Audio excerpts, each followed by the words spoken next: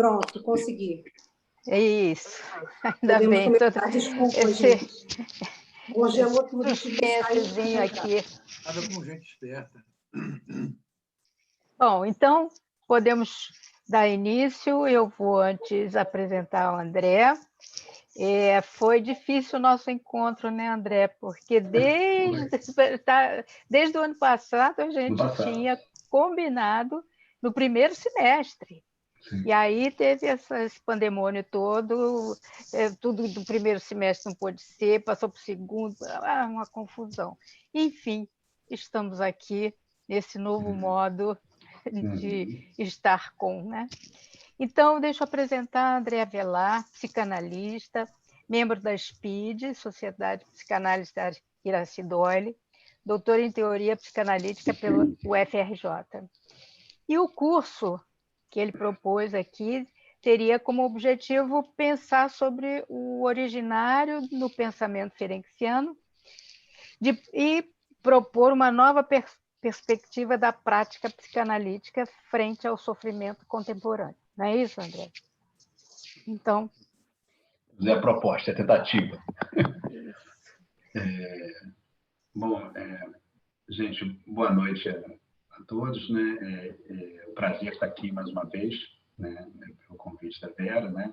Isso já foi consequência de uma troca muito fértil, né? Presencial, né? No sentido de todos nós juntos ali no Instituto, né? Podendo trocar, e dessa troca, né, veio esse interesse da gente poder dar uma continuidade ao pensamento ferenciano, né? E também tentando apresentar para quem não teve a oportunidade de estar naquele outro encontro, e tentar desdobrar um pouco isso, né? Em mais vezes. A gente vai ter 4 encontros. Aliás, eu vou depois passar um programa, né? No que a gente vocês poderiam estar lendo a respeito, né, das próximas aulas, que a gente vai ter, além dessa, mais 3, né, nesse mês de novembro.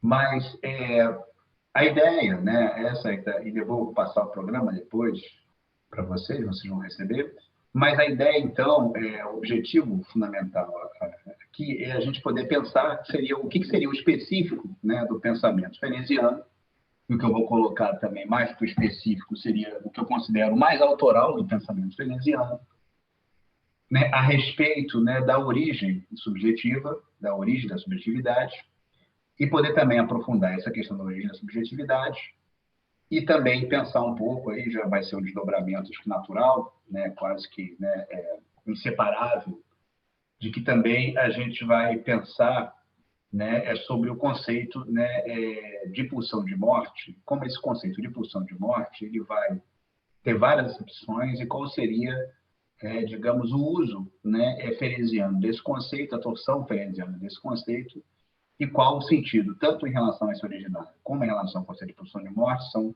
né, 2 questões fundamentais para a gente poder pensar, né, digamos, numa ampliação, né, da escuta clínica, né, e da ética do analista. Ou seja, no fundo, o que eu estou querendo propor aqui é essas 2 ideias, a respeito da origem da subjetividade e também pensar a questão da pulsão de morte e seus desdobramentos no pensamento ferenciano como ampliações da prática clínica, e uma prática clínica clara, ancorada com determinadas questões que eu acho bastante caras no contemporâneo, né? Então, essa é a ideia principal, né, do curso. A gente poderia estar dividindo, então, em 2 partes. Primeiro, pensar essa questão do originário, para depois a gente pensar a temática da pulsão de morte, explorar um pouquinho algumas perspectivas da ideia de pulsão de morte, inclusive, que vão dar margem a leituras bem diferentes nos pós-freudianos, né? Inclusive até o próprio descarte, às vezes, desse conceito, ou a adoção desse conceito como pilar de uma certa corrente teórica e clínica. Mas, então, pensar qual seria o específico, né, do pensamento ferenciano em relação a essas 2 ideias, e aí, claro, aí a partir daí a gente poder ver os dobramentos na nossa prática. Mas, então, isso eu falei um pouquinho na última vez que eu estive aqui, né, assim, com vocês, né, sobre essa questão do originário, e essa questão do originário, ela se mostra cada vez mais importante a gente tratar com certo tipo de cuidado e de rigor, para pensar exatamente de que talvez essa seja a primeira questão em relação ao pensamento fereziano, e vale a pena, só para a gente contextualizar em relação a Freud e Ferenczi, é importante pensar que muito antes da famosa ruptura entre Freud e Ferenczi, né, que se deu, né, na teoria, né, do trauma, principalmente, né, com uma série de dobramentos né, que se deram ali, o que está em pauta, que aí acho que é a questão fundamental, é que, por muito tempo, Freud e Ferenczi, eles foram, digamos assim, grandes... eles foram, digamos, não só... Essa é a questão fundamental que eu queria tocar com vocês, que eles foram, né, Freud, naturalmente, Ferenczi foi discípulo de Freud, né, como todos os psicanalistas dessa primeira geração, mas o que é importante pensar é que, além de discípulo, Ferenczi foi um grande interlocutor de Freud em relação a vários conceitos.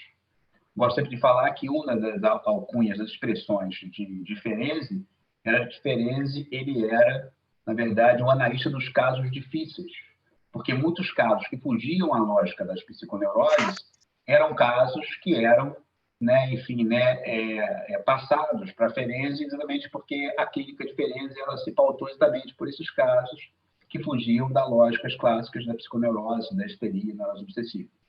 Enquanto Freud ele mais se deteve nesse tipo de funcionamento. Obviamente, Freud vai se deparar com outros funcionamentos também, mas realmente o ponto de aprofundamento dele vai ser neurose e que, né, Ferenczi vai lidar com o que a gente chamaria hoje de casos que fogem nessa lógica clássica das psiconeuroses. Por isso que até que alguns conceitos que a gente vai olhar mais na frente, por exemplo, como a compulsão à repetição, ou melhor, fenômenos, que são o fenômeno da compulsão à repetição, vão levar a Freud a fazer uma série de teorizações que vão ser muito mais úteis ao próprio Ferenczi do que a Freud, né? Por exemplo, nessa temática toda de um aspecto da pulsão de morte, que seria um funcionamento além do princípio de prazer. Isso a gente vai ver mais adiante. Mas a ideia agora é a gente poder pensar de que no início, então, do pensamento, né, ferenciano, ele fez muitas interlocuções com Freud e a respeito de conceitos muito caros a Freud, e que eles trabalharam juntos sobre esses conceitos, e isso foi muito antes da ruptura entre eles. E um dos conceitos fundamentais foi o conceito de ego, né? E um dos artigos e dos textos que eu mais tenho atualmente aprofundado e até olhado criticamente para o que ele tem de potente, o que ele tem de problemático hoje, é o texto ferenciano a respeito do conceito de introjeção, que é chamado introjeção e transferência. É importante lembrar que o conceito ferenciano de introjeção é uma maneira dele conceber o ego, e a maneira dele conceber o ego que vai ser diferente da forma como Freud vai conceber o ego.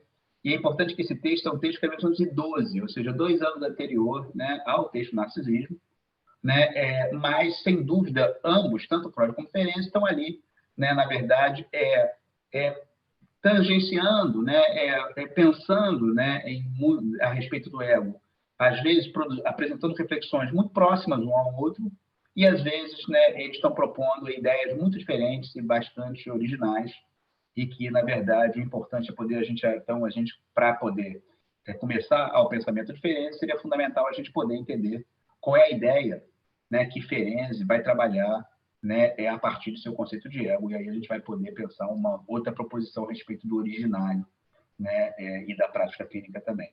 Mas, então, qual é a questão? Né? O Ferenczi ele vai pensar que a constituição egóica ela vai se dar a partir do seu conceito de introjeção. E a ideia de introjeção é um aprofundamento, fazendo um paralelo com o pensamento freudiano, seria um aprofundamento da noção de ego ideal. Eu diria até que Freud ele vai aprofundar mais o seu conceito de ego, pensar o narcisismo. Ele vai aprofundar sobre a temática do ideal do ego, que seria o momento onde o sujeito ele vai internalizar essa lei da cultura, né, que seria a queda da experiência de onipotência. E Ferenczi ele vai, inversamente, ele vai aprofundar sobre a temática da onipotência. Uma temática da onipotência que vai ser fundamental para todas as passagens que deveriam se seguir adiante, né? Então, é importante pensar de que a experiência da onipotência vai ser trabalhada por Ferenczi como o próprio conceito de introjeção, e esse conceito de introjeção deveria, então, ser passado por uma experiência de amálgama ou uma experiência de, usando um termo bem ferenciano, né, um termo que ele usa muito para poder descrever o ego, seria uma experiência de diluição, onde não haveria uma distinção entre ego e mundo objetal. Na verdade, o mundo objetal seria, né, o objeto materno, por exemplo, seria uma extensão, né, do próprio sujeito, ou seja, não haveria um estatuto no início da onipotência, uma separação entre ego e mundo externo, entre ego e mundo objetal, e a experiência de indiferenciação entre ego e mundo objetal é uma experiência fundamental, né, para que possa o sujeito ter, né, recursos para viver as outras etapas da vida, né? E eu gosto sempre de lembrar de um texto que me agrada muito, que é um artigo do Renato Meza a respeito, né, do conceito ferenciano de introjeção, de que ele vai dizer de que haveria, né, no enfoque freudiano ao ego, vai se valorizar muito a ideia, né, de um ego que aumentaria de densidade no desenvolver, né, no desenrolar seu desenvolvimento, que seria um ego que estaria cada vez mais, digamos, acrescido de novas representações, né, que aí, usando aquela expressão, né, freudiana importante, que é o ego, um precipitado de catexis objetais abandonadas, ou seja, então a ideia de um ego que cada vez que ele vai representar mais o mundo em si, ele vai ficar cada vez mais denso, em paralelo ao ego ferenciano, exatamente enfocado nessa temática fundamental, estruturante da onipotência, ele vai ser um ego que, a cada experiência, ele vai se ampliar, se alargar. Então, ele vai dizer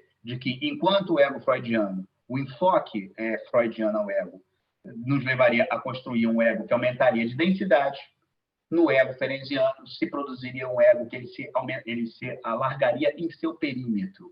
Ele aumentaria de perímetro a cada experiência erótica. Essa imagem de um eros, né, que vai ser fundamental na estruturação, nesse processo inaugural de onipotência, vai viabilizar um processo de expansão desse ego, e que essa expansão ela vai ser um processo permanente, que não é, digamos, restrito ao momento da onipotência. É uma experiência de expansão que ela se dá a partir da experiência da onipotência, dá a partir do êxito da experiência da onipotência, mas que vai ser um processo permanente na vida e que, inclusive, vai levá-lo a pensar, articular com a própria noção de transferência.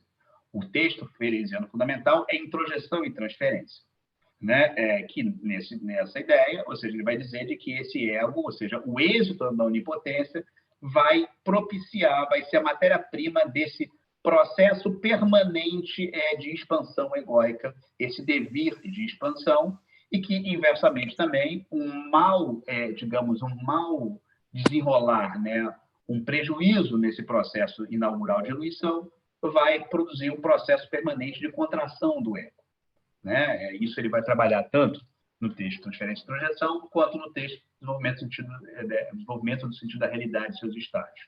São dois textos dessa época, onde Ferenczi vai trabalhar a noção, né, dessa constituição da onipotência, constituição egóica, né? Inclusive, tem muitos autores, por exemplo, que vão trabalhar a falência do processo introjetivo, por exemplo, como digamos, fatores fundamentais, digamos, né, numa má, digamos, uma incapacidade de superação de experiências de perda, por exemplo, né? Inclusive, tem um texto muito importante, que eu acho que é uma leitura muito precisa do Ferenczi, que é o Nicolas Abra e Maria Torok, que tem um texto chamado A Casca e o Núcleo, onde vão pensar exatamente um processo de incorporação, que o processo de incorporação seria a consequência psíquica da falência da introjeção.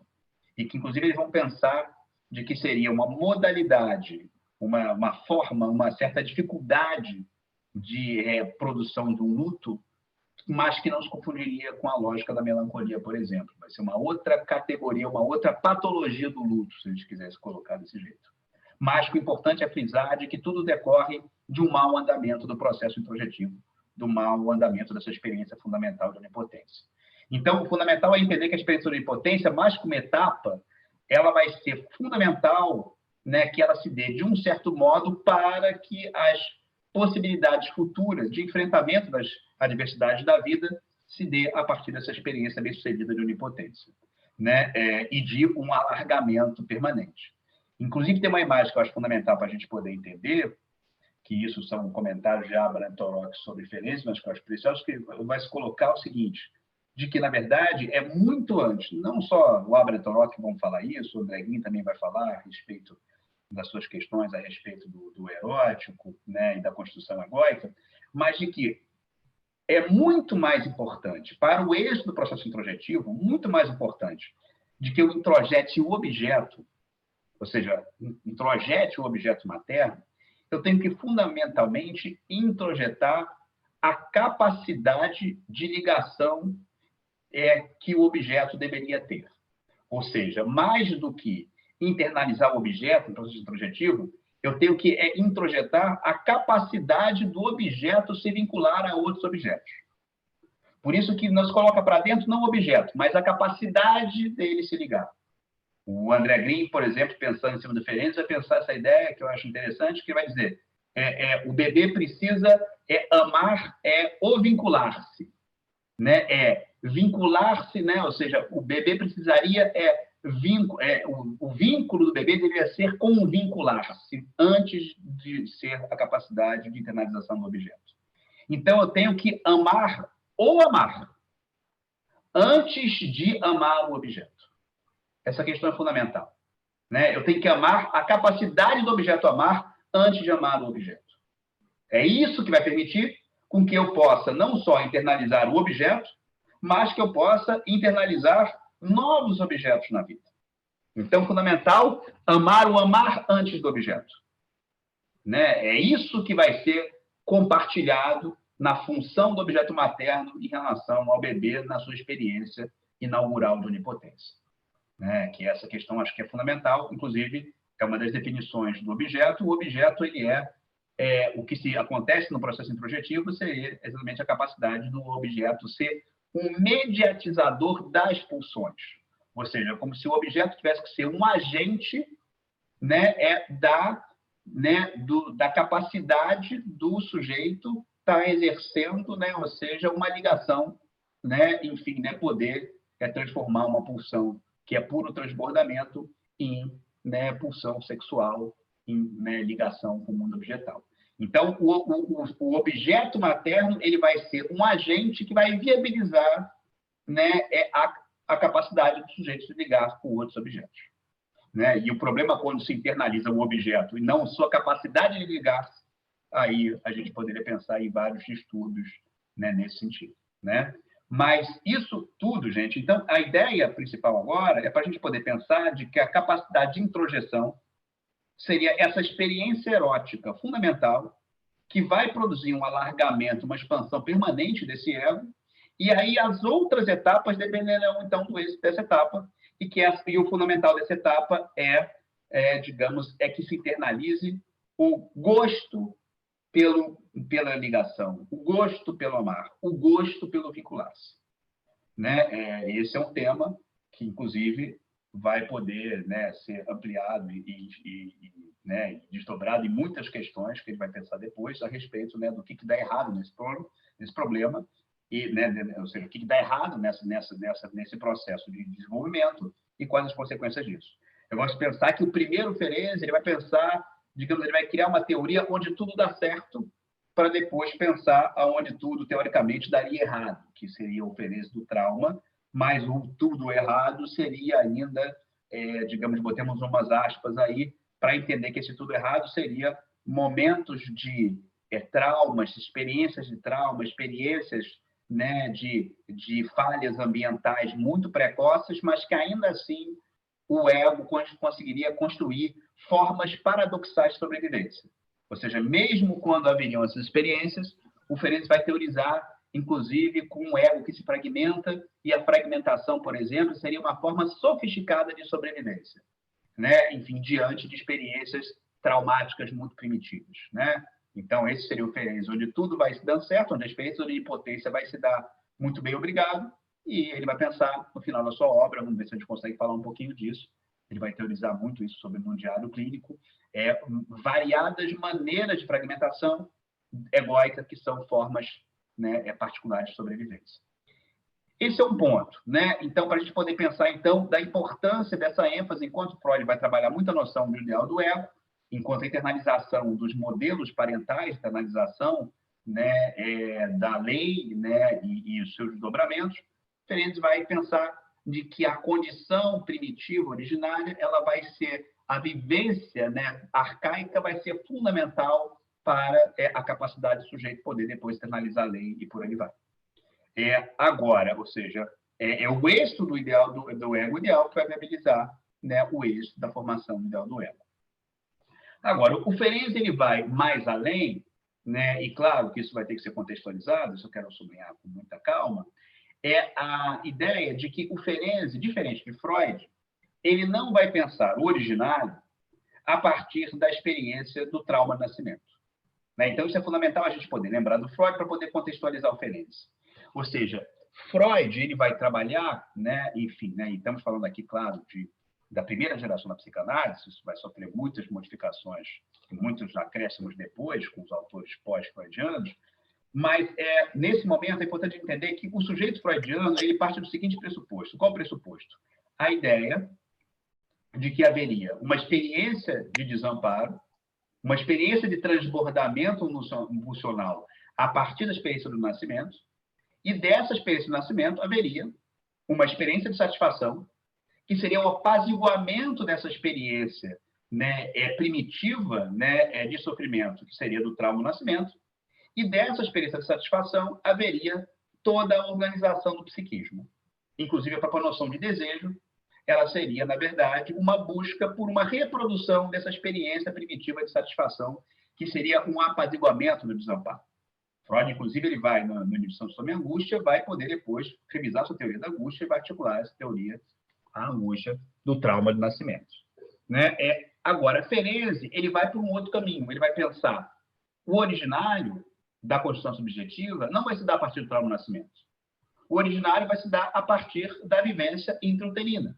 Inclusive, Ferenczi é categórico, ele vai dizer haveria, né, inconsciente intrauterino, ele inclusive vai dizer em outros textos, Thalassa vai ser um deles, onde toda experiência de prazer ela vai ter um aspecto regressivo, mas não é o regressivo à primeira experiência de satisfação freudiana. Vai ser um regressivo que vai ser ligado a essa experiência originária do amálgama da vida intrauterina, essa experiência primitiva da indiferenciação. Então, isso já muda a própria concepção de desejo, de regressão e de desejo. Porque a regressão em Freud, ela vai ser uma regressão a essa experiência de satisfação ancorada no apaziguamento do trauma de nascimento, em paralelo, né, a experiência, né, ferenciana vai ser uma regressão rumo a essa experiência anterior ao nascimento, onde ele vai problematizar a noção de desejo, né, no sentido de que não haveria uma necessidade de adaptação nessa vivência primitiva, mesmo que ele vai, inclusive, pensar que haveria uma vida sem desejo. Claro que a gente poderia pensar que, quando ele está falando desejo aqui, seria um desejo que não seria, pelo menos, o desejo como o desejo cartografado em Freud. Por quê? Porque o desejo cartografado em Freud é uma satisfação que ela é uma reprodução de uma satisfação que ela é busca pelo apaziguamento do desamparo. A gente está falando aqui de que o originário em Ferenczi é uma vivência de amparo. Uma vivência de amparo que a regressão buscaria retornar a essa experiência. Né? Inclusive, o Ferenczi, no Thalassa, ele vai propor uma ideia de que haveria aí um sujeito que ele estaria, na verdade, digamos, revivendo nessa experiência intrauterina alguma coisa, inclusive, comum à espécie, quando a espécie ela vive a experiência na água e que, na verdade, em algum momento, no desenrolar, né, do desenvolvimento, né, do planeta, os seres são obrigados a sair, né, dessa condição aquática para poder estar desenvolvendo uma vida terrena, e daí o ser humano se originaria.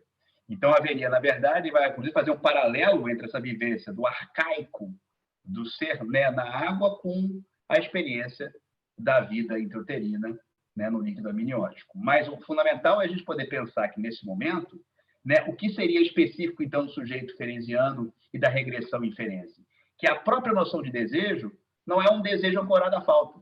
é um desejo ancorado à falta da falta. Né? Pelo menos um desejo, é uma outra maneira de a gente poder ler, um desejo que não está ancorado a essa experiência de desamparo e de apaziguamento desse desamparo, que é do trauma de nascimento. Então, esse ponto é fundamental a gente poder tocar, porque, claro, né, muitos autores vão, a partir daí, vão pensar muitas coisas. Né? Hoje, é claro que a ciência, os estudos mostram naturalmente de que não haveria essa vida, né, digamos assim, né, a gente vai ver que haveria uma série de interações entre o feto na vida intrauterina e o meio, mas o que seria específico, e quem vai muito nessa carona, né, nessa ideia ferenciana, é o Winnicott, quando ele vai pensar que o específico da vida intrauterina seria uma vida sem necessidade de reação. Reação enquanto uma necessidade de adaptação. Né? Então, essa ideia de um originário, onde o meio é completamente voltado, né, ao feto, né, ou seja, ali nessa experiência intrauterina, onde não haveria que o sujeito se adaptar nessa sobrevivência, faria, inclusive, com que, né, o próprio trauma de nascimento, nem para Ferenczi, nem para Winnicott, seria visto como trauma. Né? Porque eles vão dizer, inclusive, que essa experiência seria uma experiência que haveria um meio que se debruçaria sobre o bebê e que nem eles vão estar chamando essa expressão como trauma de nascimento. Né? Mas isso tudo é fundamental para a gente poder pensar nesse momento, porque a gente está falando aqui de duas concepções diferentes de desejo, onde haveria um desejo, né, que em Freud, né, haveria, em última instância, o desejo, né, articulado, aí sim a questão pulsional. Freud vai falar, por exemplo, de um retorno ao inanimado, aí já entrando na temática freudiana da pulsão de morte, ou seja, onde haveria em Freud um aspecto da pulsão de morte que seria a sua tendência regressiva.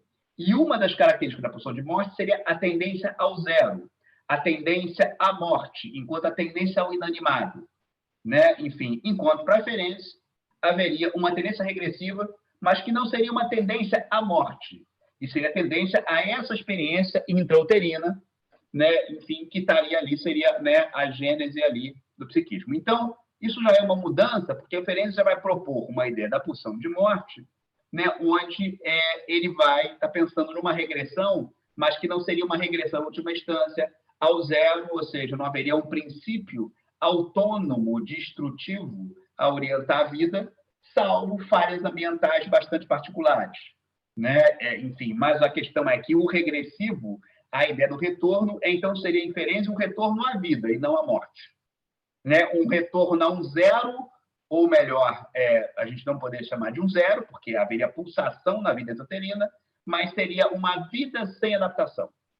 Né? Uma vida onde seria uma mitologia ferenciana, diferente da mitologia freudiana, onde haveria mitologia, não seria essa volta ao zero, né? Enfim, mas seria essa volta a um certo tipo de vida sem desejo ou uma vida sem o desejo, como a gente está acostumado a conceber. Né? E, claro, isso vai ser uma ideia que eu acho muito útil para pensar a clínica, porque uma das críticas de muitos autores à ideia de pulsão de morte é o aspecto biologizante da pulsão de morte, onde muitas vezes há um aspecto onde a pulsão de morte se confunde com o próprio morrer, como se o retorno ao zero, o retorno ao inanimado, seja, na verdade, uma espécie de desligamento inerente ao envelhecer, ao fim da vida, e que, claro, a vida seria uma tentativa de poder alargar essa trajetória. Né? Inclusive, uma expressão, né, que alguns autores vão trabalhar, né, a respeito da pulsão de morte, que a vida seria um conjunto de forças que lutam contra a morte. E essa ideia de que a pulsão de vida luta contra a morte é uma ideia que muitas vezes vai ser criticada também por esse caráter muito próximo ao próprio funcionamento do organismo, um organismo que envelhece e morre. E aí, é claro, o fundamental, aí eu acho que é uma recorte da noção de pulsão de morte, é que a pulsão de morte ela tem muitos aspectos, e um dos aspectos que eu acho mais interessantes seria o aspecto da disjunção, do desligamento, né? Enfim, cuja consequência poderia ser a morte, mas haveria alguma coisa absolutamente erótica nesse desligamento também. Quem vai trabalhar muito, por exemplo, isso vai ser o André Green extensamente, quando ele pensar de que, na verdade, há um aspecto disjuntivo que viabiliza a vida. Então, haveria, na verdade, Laplanche, por exemplo, por sua vez, vai pensar, por exemplo, em pulsão sexual de morte, para pensar que haveria alguma sexualidade no caráter disjuntivo da pulsão de morte. Ferenczi vai pensar, por sua vez, essa ideia, vai pensar exatamente que haveria um uso de Eros das pulsões de morte, que seria o uso da destruição de Thanatos a serviço da vida. Mas seria um uso de Eros a respeito de Thanatos, né? Mas, então, essa é uma questão que vai ser levantada, onde a gente poderia pensar de que a pulsão de morte para Ferenczi, salvo falências ambientais muito específicas, não seria atravessada por esse princípio destrutivo autônomo, por exemplo. Pelo menos essa é uma das perspectivas, não a única, mas uma das perspectivas freudianas, né, abordada na ideia da pulsão de morte. Né? Porque não haveria o retorno ao zero enquanto retorno à morte. Haveria o retorno à vida. O regressivo não seria a morte, o regressivo seria a vida. Tá? Mas essa é uma primeira imagem, então, para a gente poder pensar essa concepção do originário em Ferenczi, em contraposição ao originário em Freud, para pensar nessas duas categorias de desejo, e, claro, devagarzinho a gente vai poder pensar nas dimensões clínicas dessa experiência. Isso é uma outra temática que eu quero abordar com vocês daqui a pouco, mas eu queria ouvir um pouquinho nesse primeiro momento, onde a gente está primeiro pensando nesse primeiro Ferenczi, primeiras ideias sobre o ego, da construção psíquica, o que ficou para vocês de questão nesse momento, até aqui, ouvir um pouquinho aqui que ficou. André, gostaria de falar um pouquinho dessa questão de retorno, né? Para Freud, é retorno inorgânico. Para Ferenczi, retorno ao talasso, ao mar primordial. Para Otto Rank, retorno ao útero. A pulsão de morte sempre é um conceito, para mim, dentro da psicanálise, muito problemático. Eu coloco assim, alguns senões com relação a esse conceito. Tem outros conceitos também que a gente pode colocar sobre crítica, mas eu acho que esse conceito é o mais crítico. A melhor explicação que eu encontrei até hoje, que me satisfez, foi de professor doutor. Pulsão de morte é o desejo de não desejar. Porque essa ideia de retorno é inorgânico, quer dizer, é antivida, né? Quer dizer, a vida é para frente. Quando você nota, por exemplo, a posição de Lavoisier, nada se cria, nada se perde, tudo se transforma. Né? Você vê uma árvore, ela cresce, leva 300 anos, depois ela fenece, ela se dissolve, vira o quê? Vira adubo para uma outra planta, uma outra árvore que vai crescer. Então, um ciclo vital, sempre no sentido da vida, não no sentido de retorno. O que eu coloco para discussão é essa questão, essa ideia de retorno. Né? Eu acho que a questão do desejo não desejar, como a François Doutor coloca, para mim, satisfaz mais. Mas gostaria de ouvir o que você acha desses conceitos, dessas formas, diversas formas de explicar a pulsão de morte. Eu acho ótimo essa pergunta, Zé Roberto. Eu acho que eu concordo plenamente com você. A pulsão de morte é um conceito problemático, né? Inclusive que muitos autores vão se valer desse conceito e fazer um recorte do conceito, enquanto outros vão se opor ao conceito. Por exemplo, a gente pode lembrar da discussão Melanie Klein e Winnicott, por exemplo. Né? E no próprio Ferenczi é curioso, porque vão pensar, alguns autores vão defender, não, mas o Ferenczi foi contra a ideia da pulsão de morte, outros vão pensar que ele foi a favor. Há uma série de usos de acordo com a adoção ou não do conceito na própria leitura do autor. Então, se eu sou contra o conceito de pulsão de morte, eu vou pegar o Ferenczi que foi contra. Se eu sou a favor, eu vou pegar o Ferenczi que foi a favor. E, na verdade, a complexidade é porque o Ferenczi não tem uma linearidade na leitura do conceito de pulsão de morte, não é linear para ele, ele tem um uso muito polifônico, muito variado ali, né? Assim, né? Ele não vai ter uma coisa linear sobre o conceito de pulsão de morte. Ele próprio entra em questão, né? Tem uma série de reflexões, eu acho reflexões saudáveis, porque realmente o conceito de pulsão de morte ele é problemático. Em que sentido? Ele é problemático no sentido da gente pensar de que haveria essa tendência destrutiva autônoma independente, essa temática que eu acho complicada, inclusive essa ideia, né, do nirvana, né, é um conceito complicado. Por quê? Porque, na verdade, isso é uma coisa. Tem um texto, tem um artigo muito interessante que saiu há pouco tempo, de um psicanalista de Minas Gerais, que é muito interessante, que ele foi ler, ele foi pensar de onde Freud tirou, né, enfim, a ideia de nirvana. De onde ele tirou isso? né? Porque o nirvana seria, na verdade, né, para Freud, exatamente essa tendência ao inorgânico, essa tendência à morte. E aí é curioso, porque ele vai fazer uma leitura de onde ele tirou, e que isso o próprio Freud cita no Além, ele vai dizer tirou de Barbara Lowe. E aí é curioso que ele vai falar, então agora vamos ler Barbara Lowe? Ele vai fazer uma investigação de Barbara Lowe para entender o que Barbara Lowe pensa sobre isso. E o impressionante é que ele vai fazer uma investigação onde Barbara Lowe, ela, ao descrever o seu conceito de nirvana, ela descreve praticamente copiado e colado do Ferenczi do Desenvolvimento Científico da Realidade. Então é curioso porque, na verdade, Freud fez uma torção da noção de nirvana, onde Barbara Lowe está pensando de uma vida sem desejo, de uma vida onde haveria... Claro que isso, se Ferenczi, inclusive tão estudioso da biologia, por exemplo, tivesse acesso a elementos da ciência hoje, ele poderia fazer uma outra obra, mas no momento em que ele vai dizer, ele vai criar uma metáfora onde haveria um sujeito desprovido de necessidades. Então, haveria vida sem desejo. Mas uma vida sem desejo não é vida sem pulsação, não é vida sem interação, não é vida sem movimento, mas é uma vida, como vai dizer o Winnicott, de vida sem adaptação. E o interessante é que o nirvana, né, de Barbara Lowe é uma reprodução. E eu acho até, ainda vou investigar melhor isso para saber, eu quero ainda pegar a partir desse artigo, quero ir mais nas fontes para ver se é realmente isso que a Barbara Lowe colocou, mas pela descrição do artigo, a Barbara Lowe praticamente reproduziu a ideia ferenciana de vida sem desejo e Freud fez uma torção não assumida, né, ali não explicitada, explicada, do conceito de nirvana para pensar outra coisa. Para pensar o quê? O destrutivo, independente e autônomo, a tendência ao inorgânico. Então, o nirvana, inclusive, até eu, obviamente, que isso foi uma...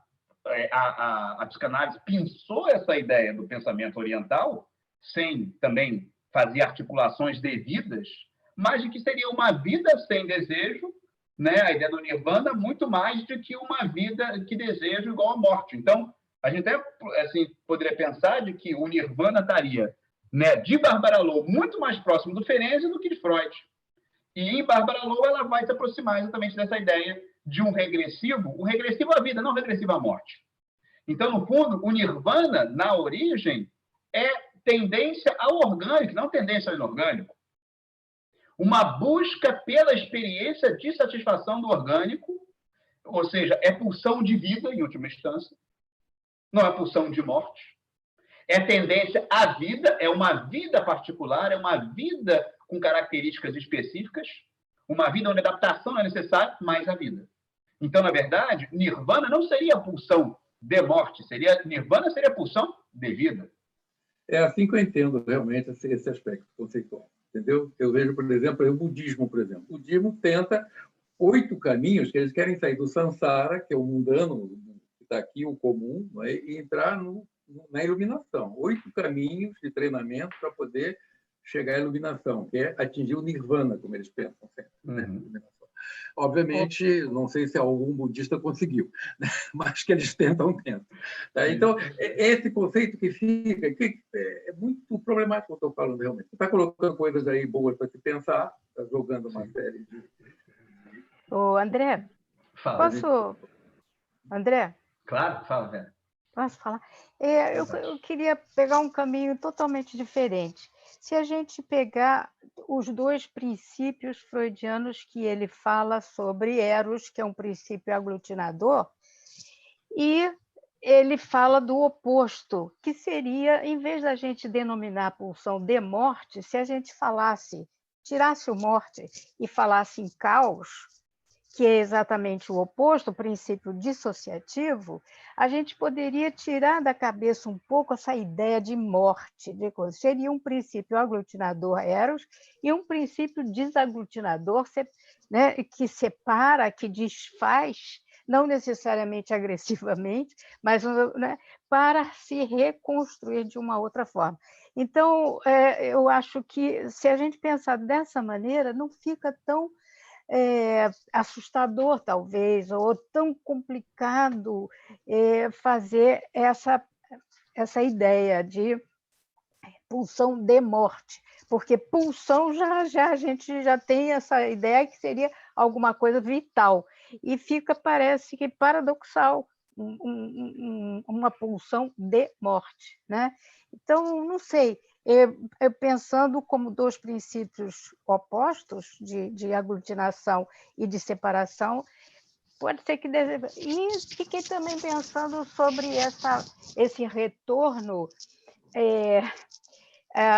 ao estado de não desejante, porque já se tem tudo, que seria o paraíso, né? Eu acho que a gente até digamos assim, conversou sobre essa questão, né, dessa mitologia do paraíso. Na outra vez, eu me lembro, Vera, a gente colocou um pouquinho sobre isso, muito rapidamente, mas eu acho que tem muita coisa importante para a gente pensar aí.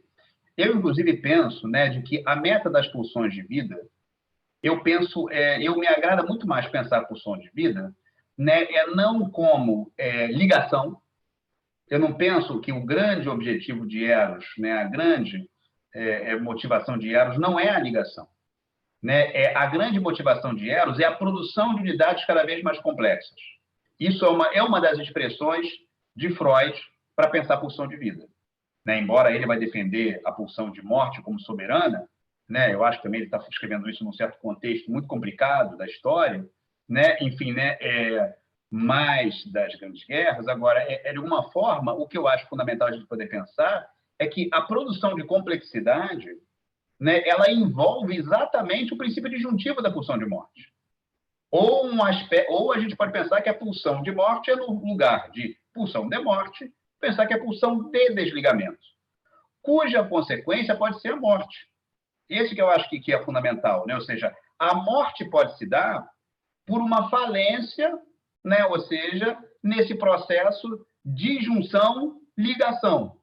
Né? Mas é isso. Se há só a ligação, também haveria morte, seja no sentido biológico ou seja no sentido psíquico. Né? Então, eu posso haver relações que a ligação não se rompe e são relações completamente mortíferas. E a disjunção, que aí é o caos, me lembrou até daquele texto da Zaltzman, né? Da pulsão anarquista, que é alguma coisa que vai produzir disjunção, e essa disjunção é que viabiliza a vida. Seja a vida no sentido orgânico, ou seja a vida, né? Enfim, no seu sentido psíquico. Né? E que, então, a produção de complexidade depende da disjunção. O André Green faz uma imagem que eu adoro, que ele fala o seguinte, né? Faltou o Freud reler o narcisismo a partir do conceito de pulsão de morte, mas a partir de uma leitura dele, que seria a capacidade disjuntiva no início. Ou seja, haveria uma disjunção fundamental.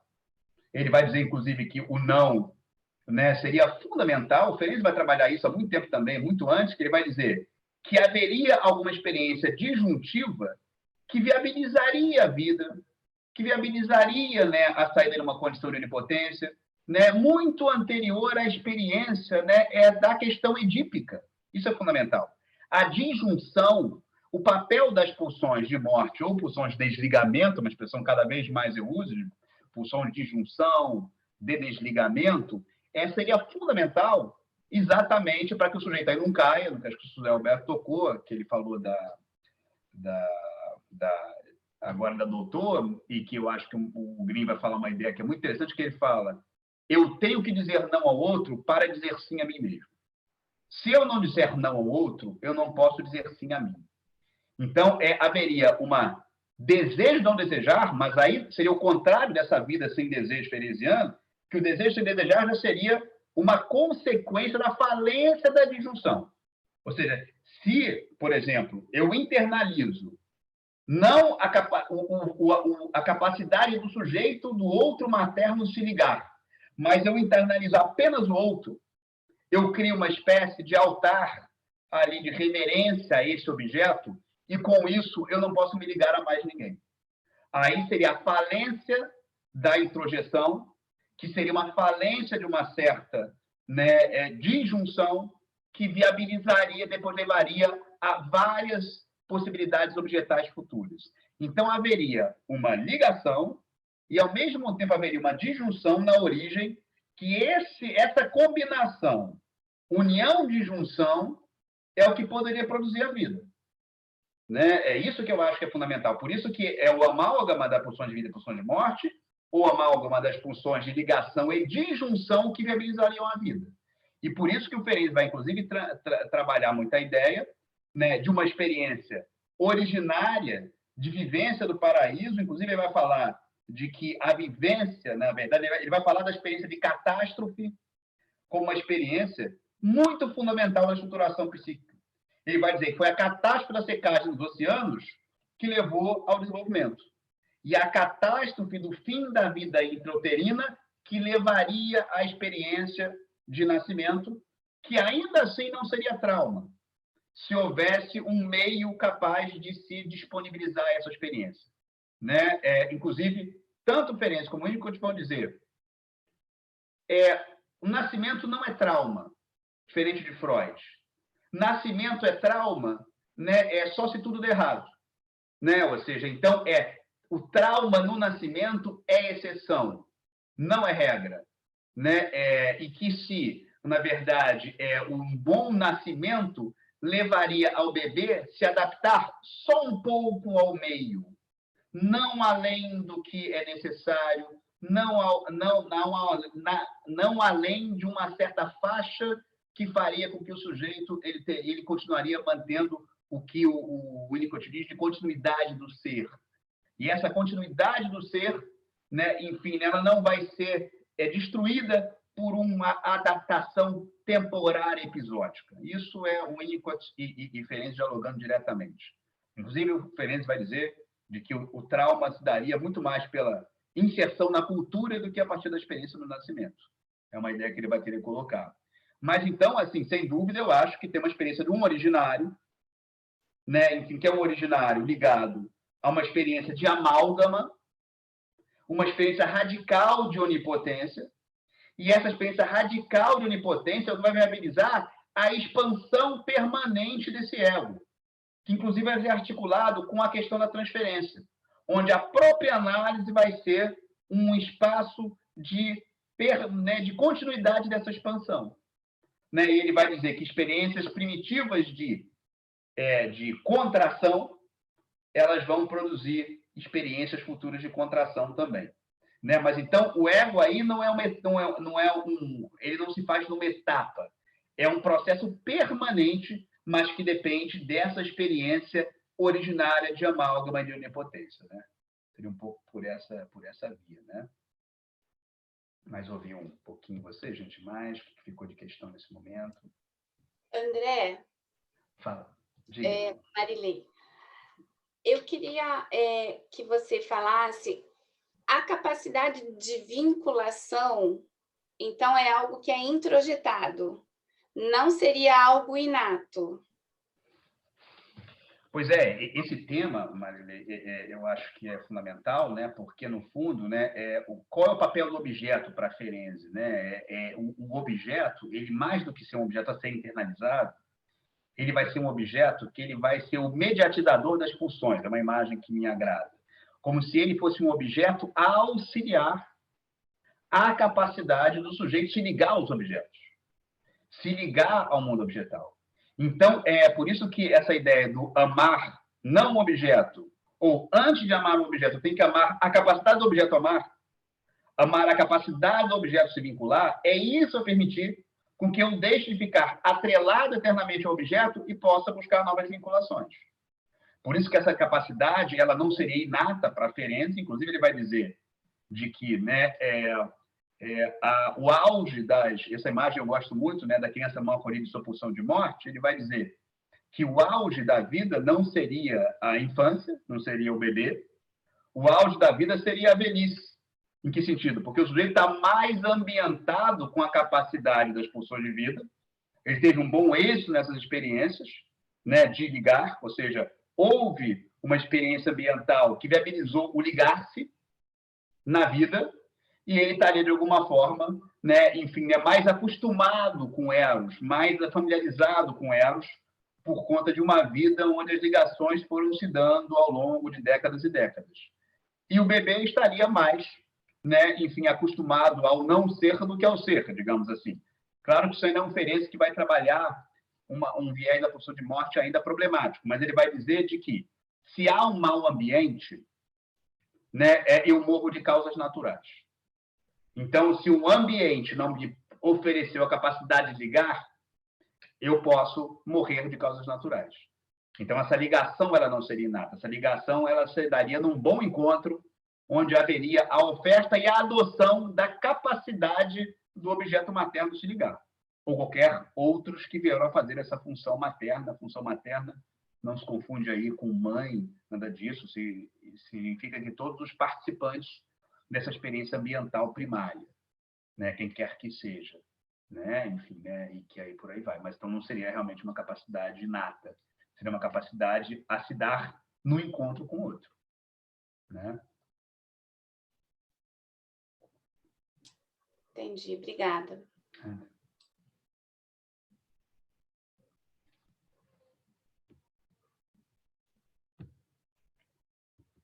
Ficou alguma questão, gente? Vocês queriam mais colocar nesse momento sobre essa... Bom, então, só para completar um pouco as ideias, assim, só para avançar mais um pouquinho, né, o que é fundamental aí a gente poder pensar é de que, assim, essa introjeção, então, que esse processo, né, inaugural de expansão, ele vai ser fundamental, né, para pensar nesse originário, né, que a gente está colocando aqui, né, ligado a essa vida, né, sem desejo, ou uma outra modalidade de desejo.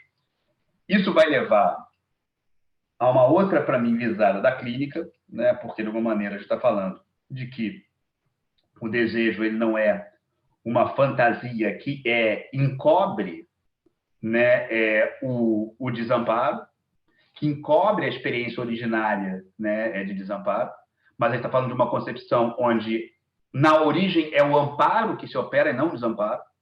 Então, isso eu acho que vai nos ajudar a pensar que são duas modalidades de pensar clínica, né? Ou seja, como escutar, né, um sujeito partindo do pressuposto de uma inauguração subjetiva que é do desamparo e tudo é recobrimento desse desamparo fundamental. E outra coisa é a gente pensar numa escuta e numa lógica desejante, onde o pano de fundo não é o desamparo, o pano de fundo é o amparo. Então, essa questão, esse é talvez o primeiro desdobramento desse originário ferenciano, de pensar que se eu escutar meu analisando a partir do desamparo fundamental, onde tudo é um véu a recobrir esse desamparo fundante, a apaziguar esse desamparo fundante, ou pensar de que a experiência do amparo ela é uma outra concepção de sujeito e uma outra concepção da prática também. Ou seja, a minha concepção da escuta ela vai variar em função da minha concepção de sujeito, né? Porque as concepções de sujeito vão produzir concepções de desejo diferentes, né? E uma questão que eu acho que o Ferenczi ele não vai usar esse termo, mas eu acho que é um termo bastante, digamos, útil para pensar o Ferenczi. Eu escrevi há um tempo atrás sobre isso, que é a ideia de que o Ferenczi vai usar a ideia de diluição, né? Ele vai usar a ideia de um ego que se espalha, que se dilui.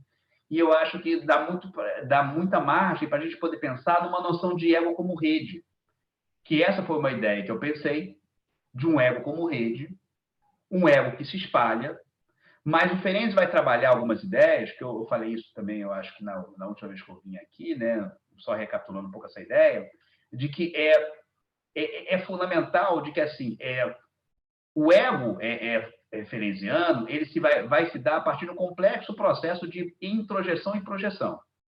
Então, haveria uma primeira introjeção, que seria esse alargamento, esse espalhamento, e uma vivência radical de onipotência, e a partir, num certo momento, né, ou seja, a partir de uma experiência de desprazer, haveria a projeção, que seria o que ele vai chamar do diferenciado entre o vivenciado e o percebido.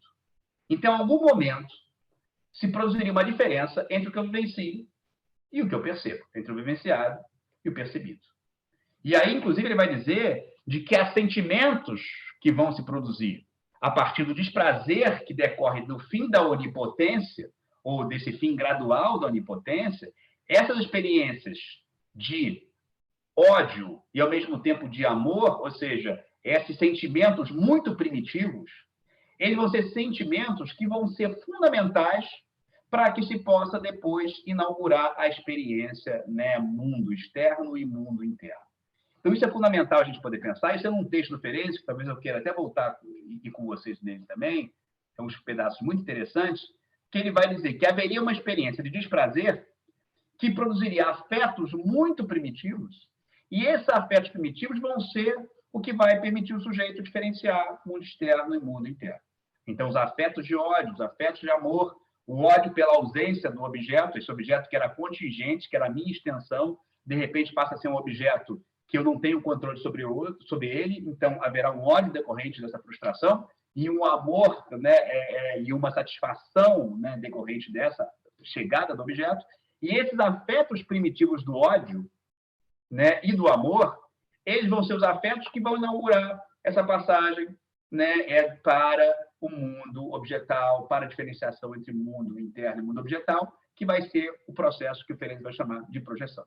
Num outro tempo, após a projeção, haveria aí sim a internalização do que seria, né, na verdade, o que o Freud vai chamar de ego ideal, que seria aquele ego que é o ego com precipitado de catequesis objetais abandonadas. Então, só no terceiro tempo, ou no segundo tempo da introjeção, ou no terceiro tempo da Constituição, se produzia a internalização, né, enquanto um processo da representação. Usando aquela imagem lacaniana, a palavra é a morte da coisa.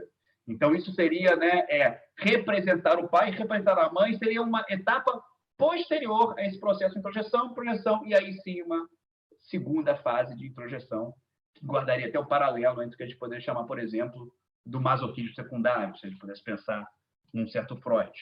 Né?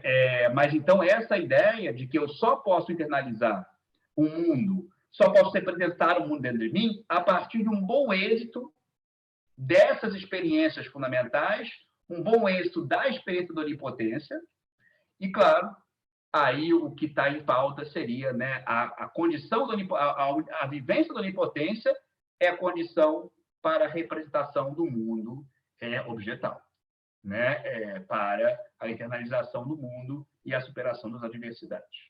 Né? E esse é um tema que eu acho que é fundamental, porque muitas vezes o que a gente vai ver, e eu acho que isso dá muito pano para manga, dá muita margem a muita coisa, porque o que às vezes que a gente vai ver cada vez mais na clínica, isso é uma visão que eu considero do sofrimento contemporâneo, onde vão haver uma gama de falências na experiência introjetiva, cuja experiência introjetiva posterior, cuja representação do mundo, ela vai se dar problematizada.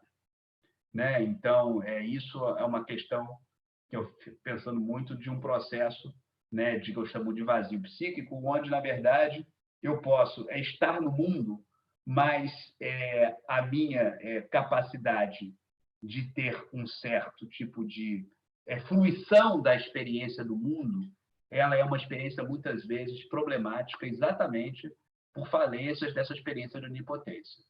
É claro que a gente vai sair da margem a muita coisa para a gente poder pensar, né? Mas tem alguma coisa dessa, né? Muitas vezes que se vê vejo muito na clínica, um estar no mundo, mas uma impossibilidade de significar o mundo.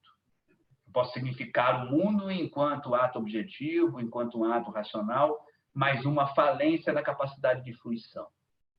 Né? E aí eu acho que o conceito de introjetivo inferência é fundamental para a gente poder pensar, né, nessa experiência, né, primitiva, sempre deduzida a partir, né, de questões de incapacidade de fruição, ou uma outra coisa, que seria uma sintomatologia também bem presente hoje, que seria, né, uma experiência de esgotamento, né, pela exigência da performance. Né? Isso eu gosto de pensar alguns autores, até de fora da psicanálise, onde vão ser trabalhados de que haveria um esgotamento, uma exaustão, na verdade, na sua busca, né, por essa, né, digamos, experiência, né, perdida de onipotência, e essa busca por essa experiência perdida vai ter um aspecto tirânico, um aspecto superegóico, que também vai dar serviço muito a uma lógica, né, de consumo, uma lógica de produção.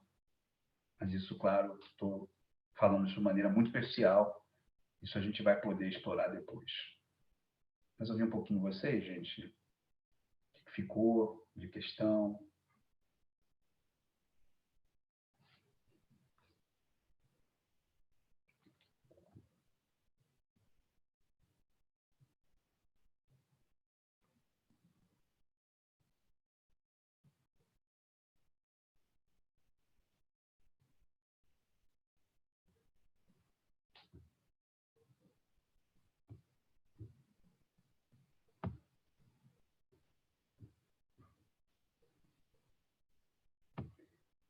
colocar alguma coisa.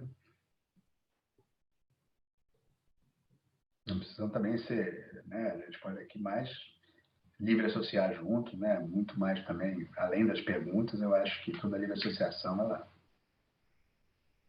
é super bem-vinda para a gente pensar o que ficou em vocês a partir daí.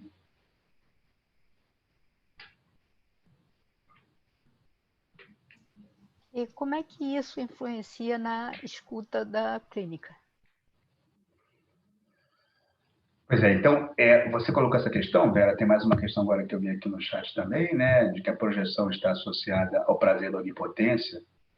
Vou falar um pouquinho sobre isso, mas pensando nessa sua questão, Vera, primeiro, né, assim, então, a escuta para a clínica, essa é uma questão muito grande. Primeiro eu acho que o que o Ferenczi me ajuda para a clínica, né, ele me ajuda, primeiro, para pensar entre dezenas de inúmeras questões, mas podendo circunscrever o que a gente está colocando aqui, primeiro a ideia de que há um processo, o processo da análise, ele não é um processo apenas da reprodução dos padrões das séries psíquicas, usando uma imagem freudiana, mas ele é uma experiência de que ela tem um caráter radicalmente inaugural, porque a gente está pensando de um ego que ele vai se dar, né, em permanente expansão, em permanente devir, inclusive, também vai nos ajudar, ele vai ver também, de como experiências radicais de contração ou experiências radicais de fragmentação vão nos ajudar a pensar também esse ego como um ego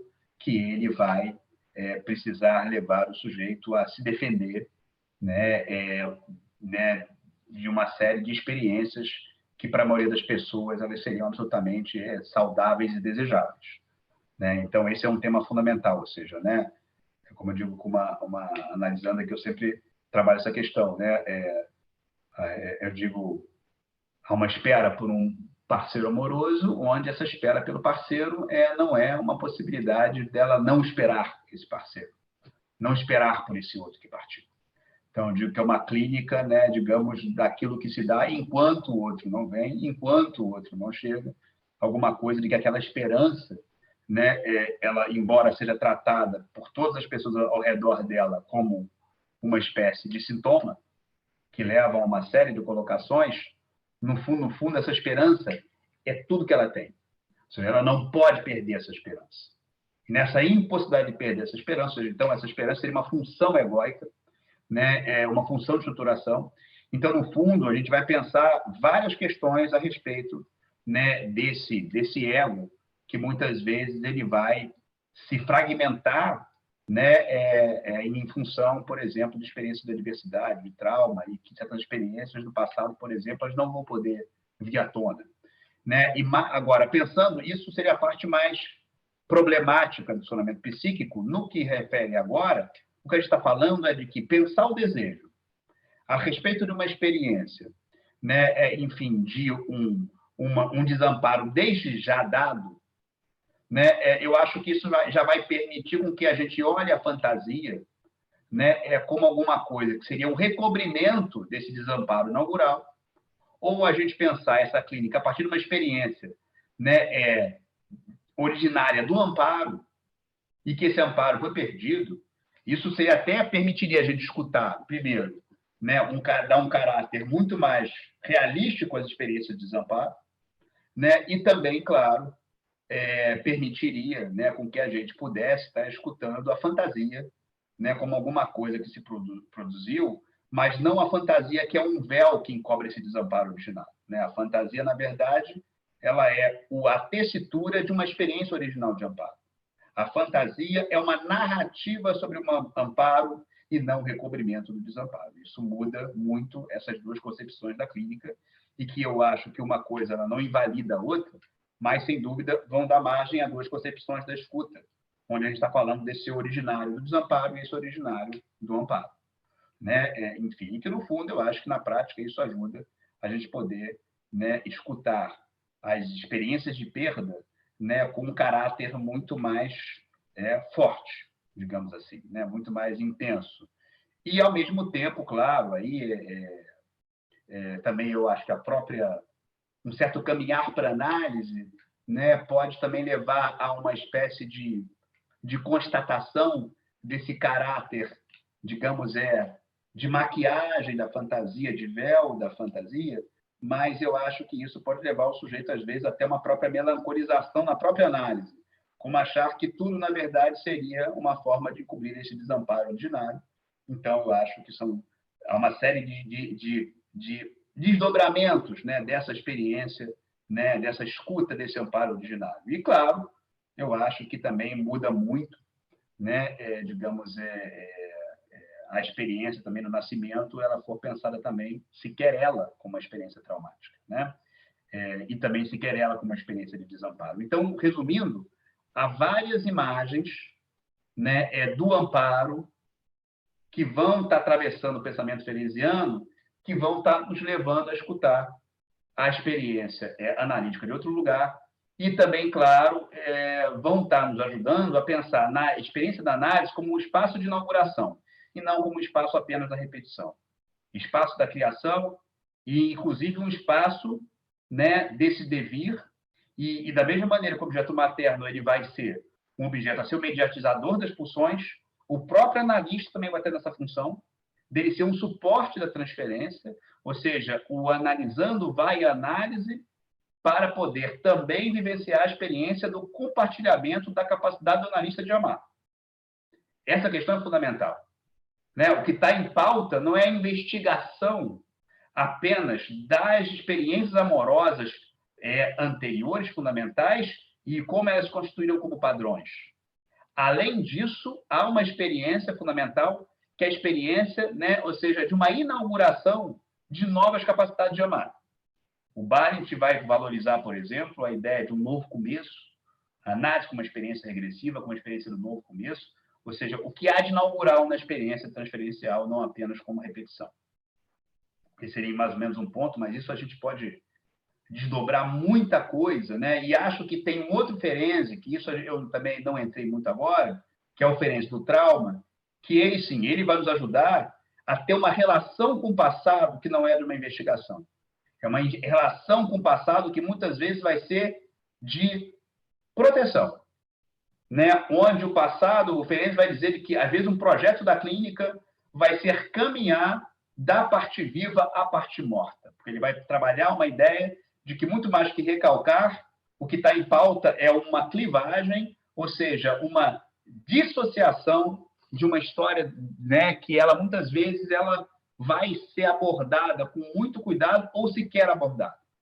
Como se a parte do passado dos analisandos traumatizados fosse uma espécie de caixa de Pandora, que se abre, ela pode ter efeitos terríveis, deletérios, e então a própria noção de investigação ela vai ter que ser problematizada nos analisandos traumatizados.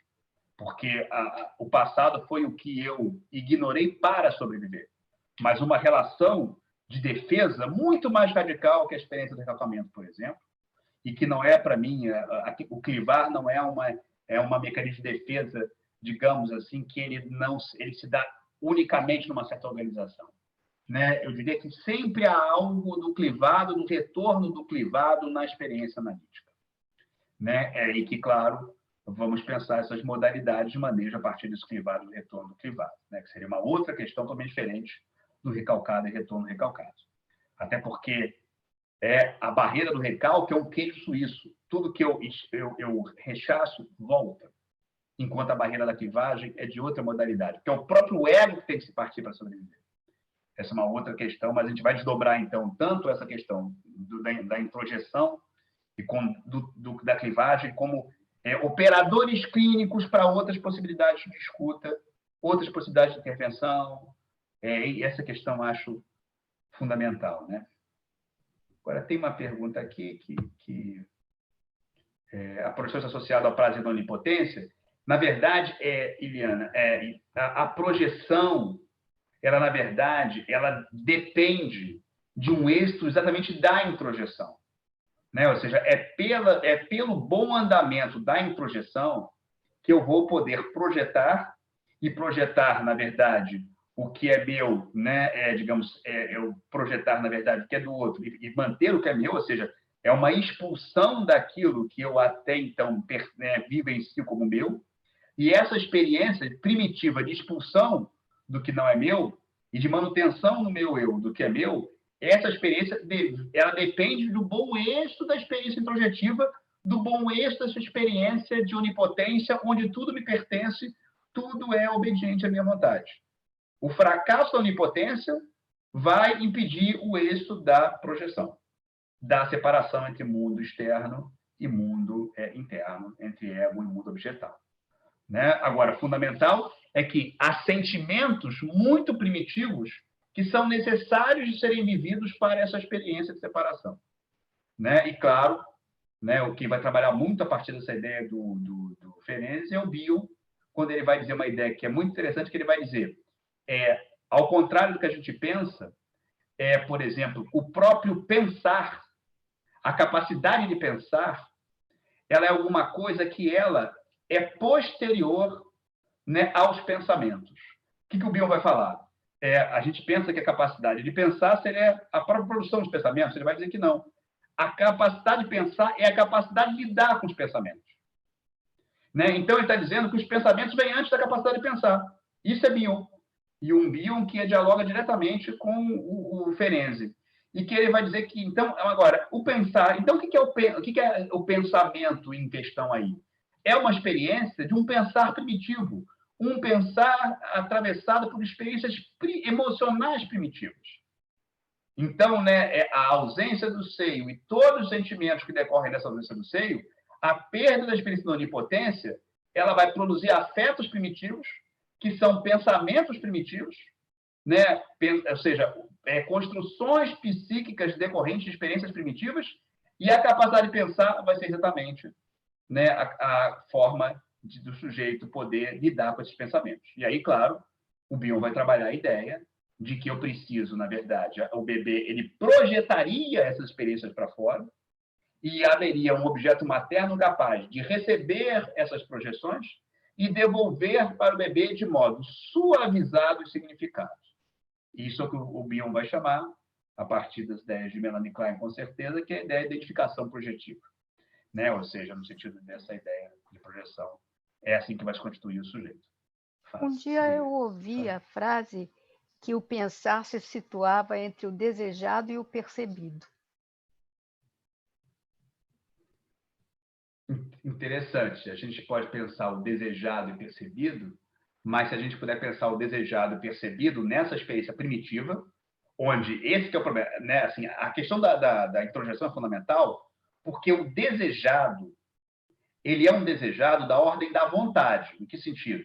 É um desejado da ordem de que tudo que eu desejo, eu tenho ao meu alcance. Então, a experiência fundamental na onipotência é de que o percebido e o desejado é a mesma coisa. Ou seja, no sentido de que há uma indiferenciação de desejado e percebido. Ou seja, né, eu desejo, na verdade, o seio, e ele aparece. Eu desejo, o seio é uma extensão do meu corpo. Então, o meu desejo e o que eu percebo é a mesma coisa, porque o meu desejo produz a percepção. Se eu preciso do seio, o seio aparece, ele vem. Em algum momento, o meu desejo não produz mais a percepção, não produz mais a aparição do objeto. E aí, claro, que vai se dar experiências primitivas de sofrimento, necessárias à perda da onipotência e aí a projeção, essa parte seguinte. Né? Enfim, mas esse é o problema, ou seja, é a forma que se vive a introjeção que vai permitir, né, a suportabilidade desse processo de separação. Né? Mas essa é uma ideia importante para a gente pensar também. Gente, mais alguma questão? Não sei se ficou claro, Eliana, mas era mais ou menos isso que eu pude colocar. O que vocês pensaram aí? Alguma dúvida, alguma questão a partir do que foi colocado?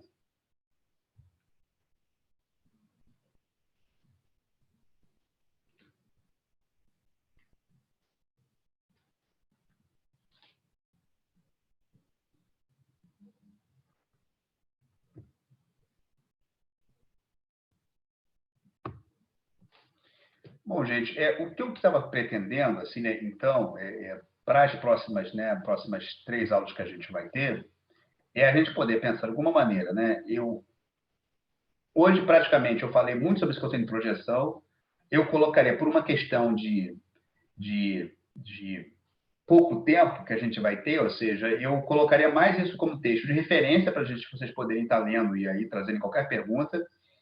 E depois, nas próximas 3 aulas, eu gostaria de trabalhar com vocês alguns textos fundamentais do pensamento fereziano, que eles vão, primeiro, numa questão que eu acho fundamental, que é a questão do Ferenczi, né, enfim, da técnica ativa, do que seria a noção de técnica ativa em Ferenczi, que seria um Ferenczi da compulsão à repetição.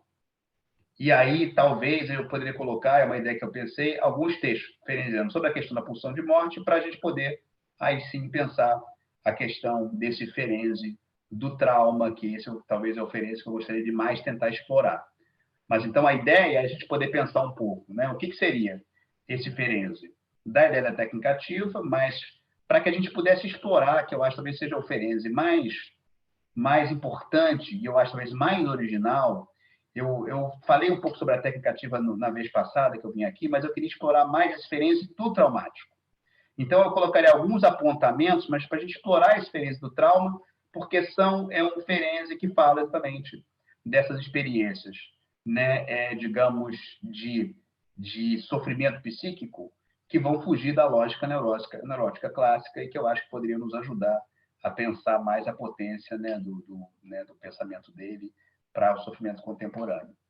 Né? Eu estou pensando em colocar um programa para vocês, ainda vou organizar esse programa, mas se a gente poderia ficar assim, focar nessa temática do trauma, poderia trabalhar um pouco sobre isso, que eu acho que seria mais interessante para a gente.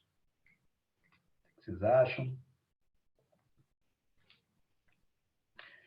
Então, eu vou estar mandando para vocês o programa, eu mando para vocês o programa, assim como eu mando os textos também que a gente vai estar lendo para as próximas vezes. Hoje, como era uma apresentação, a gente está aqui tendo esse primeiro contato, era mais essa introdução também geral, para a gente agora poder focar nos textos. Alguma dúvida, gente, vocês gostam de colocar nesse finalzinho? Eu atrasei um pouquinho também, aí então estou... Eliana, eu estou querendo mandar, né? Eu posso mandar para vocês por e-mail, posso mandar para... Falei hoje com a...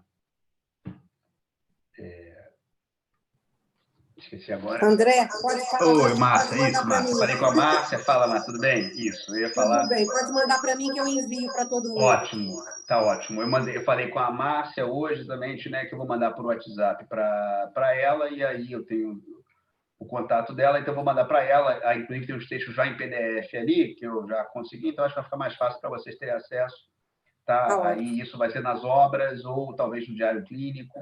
Né? As obras completas são 4 volumes, a gente vai olhar um pouco nas obras, mas depois a gente vai explorar um pouco, né, o tema, tá? Também no Diário Clínico, que também é um livro que eu consigo disponibilizar em PDF para vocês também. Tá ótimo.